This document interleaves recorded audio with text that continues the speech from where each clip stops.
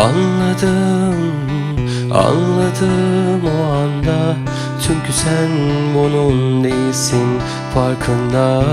Bir baksan, kaldırsan başını, her şey çabucak düzelir aslında.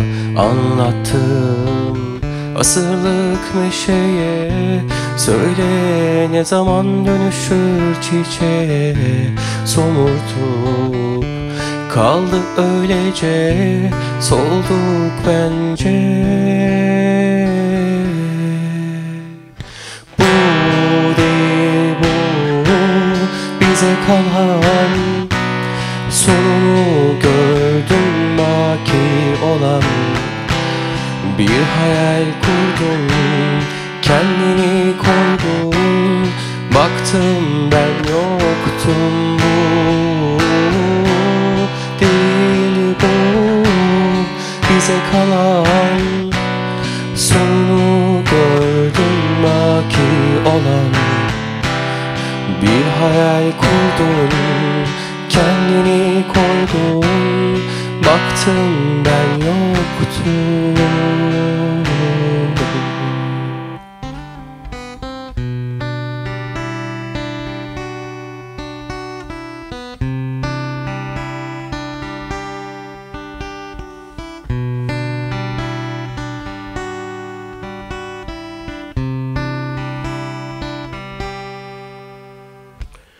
Anladım, anladım o anda. Çünkü sen bunun değilsin farkında.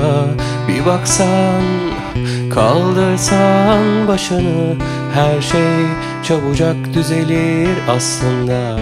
Anlattım asırlık meşeye, söyle ne zaman dönüşür çiçeğe. Somurtup kaldı öylece, solduk bence. Bu değil bu, bize kalan sonunu gördüm, baki olan. Bir hayal kurdum, kendini koydum, baktım ben yoktum. Bu değil bu, bize kalan sonunu gördüm, baki olan. Bir hayal kurdum, kendini koydum, baktım ben yoktum.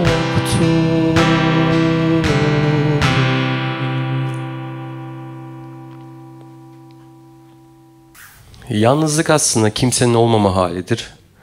Ama bazı zamanlarda insanlar yalnızlığı kendileri seçiyor. Sakinleşmeyi, üretmeyi, bazen de huzuru orada arıyor. Yalnız olan arkadaşlarının her zaman yanındayız.